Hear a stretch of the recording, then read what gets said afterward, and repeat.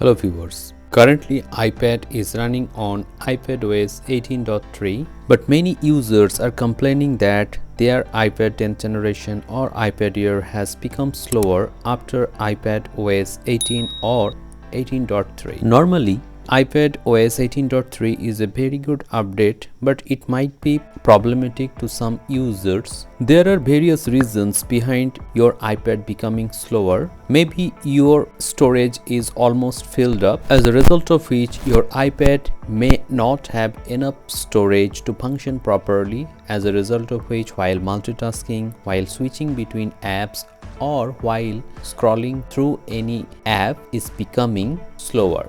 The first thing that you can do, format your device, and as a result of which you will get a newer form factor.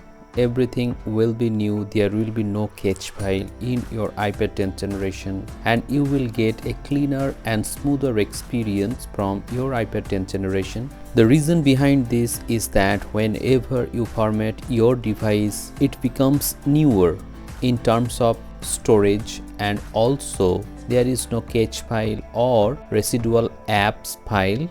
So after formatting your device, you will get a very good experience and the performance will be snappier.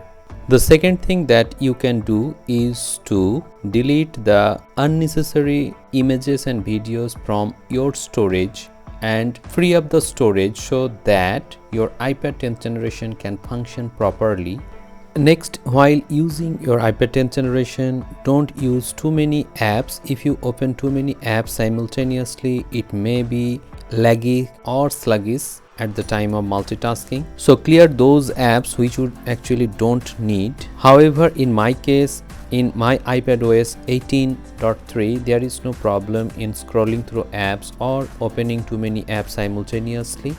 The next thing that you can do, turn off all the background refresh app which you don't use actually, but keep some of the apps which you use regularly and which needs to be run in the background. Otherwise, turn off other apps which you don't use frequently. Use these methods, and after using these methods, if you don't get the result in terms of performance, you may visit the service center, and if your iPad 10th generation or any other iPad is under warranty, in that case the service center will replace that iPad if you can convince them your problem and they are satisfied with the reasons you are visiting them.